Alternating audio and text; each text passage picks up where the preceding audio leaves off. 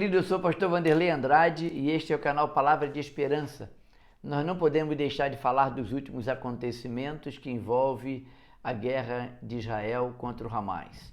E a palavra de Deus nos orienta em 2 de Pedro, capítulo 1, versículos 19 a 21, o seguinte texto: E temos muito firme a palavra dos profetas, a qual bem fazeis em estar atentos, como a uma luz que alumia em lugar escuro, até que o dia esclareça e a estrela da alva apareça em vosso coração. Sabendo primeiramente isto, que nenhuma profecia da Escritura é de particular interpretação, porque a profecia nunca foi produzida por vontade de homem algum, mas os homens santos de Deus falaram inspirados pelo Espírito Santo.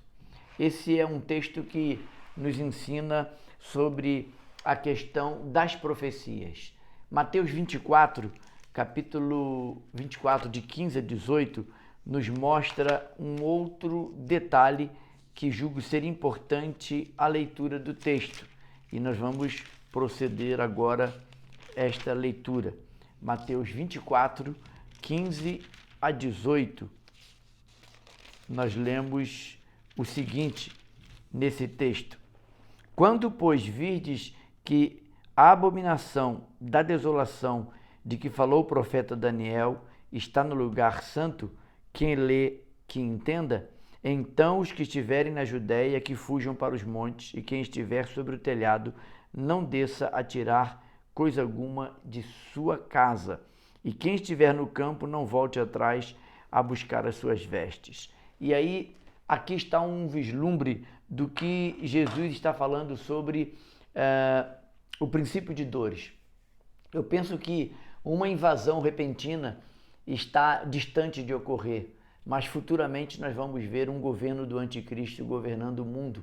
Então é necessário essa mexida, esse movimento, para que nós possamos entender que a palavra de Deus, a inerrante palavra de Deus, se cumpre a cada dia.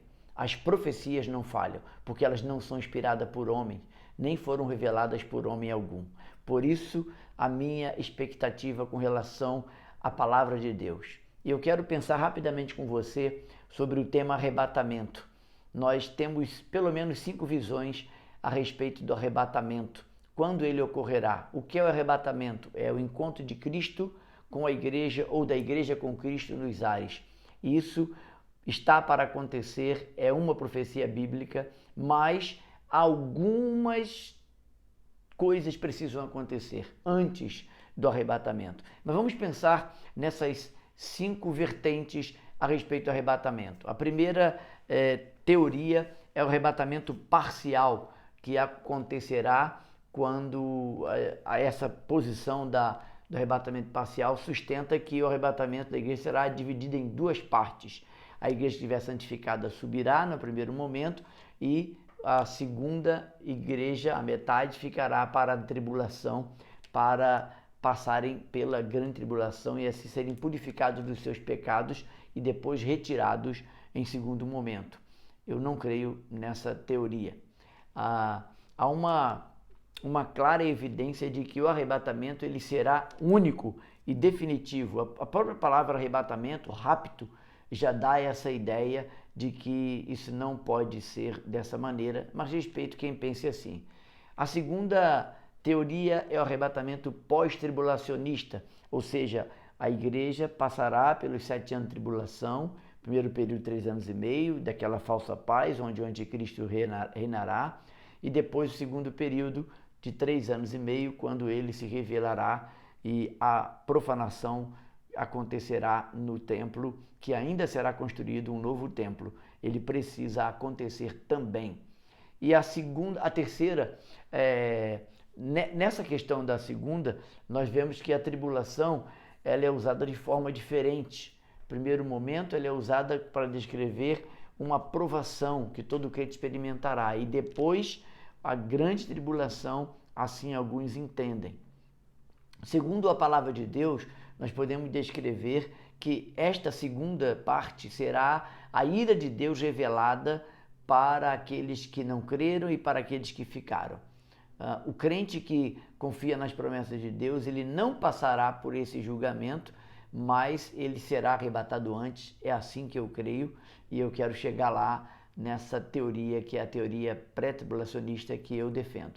A terceira ideia de arrebatamento é o arrebatamento em meio à tribulação, ou seja, passarão 3 anos e meio, quando o anticristo se revelar, então a igreja será retirada para não passar pelo chamado 3 anos e meio de grande tribulação, assim a ideia é defendida. Nesse período haverá guerras, peste, fome, doenças, desolação, muita morte, quando a ira de Deus será derramada sobre a terra. É um período de tribulação para punir os incrédulos e a igreja que ficou, ou aqueles que na verdade eram membros, mas não eram salvos.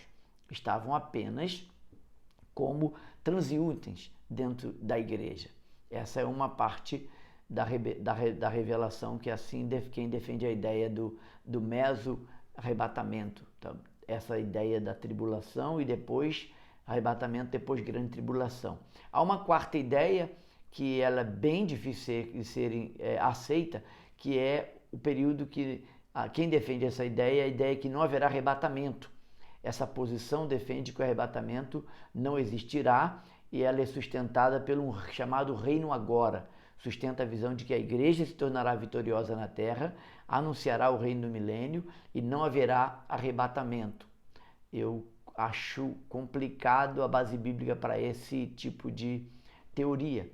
E eu defendo a ideia de que o arrebatamento existirá por causa de 1 Tessalonicenses 4, 16 e 17, que afirma que haverá um arrebatamento. Depois você consulte o texto, 1 Tessalonicenses 4, 16 e 17.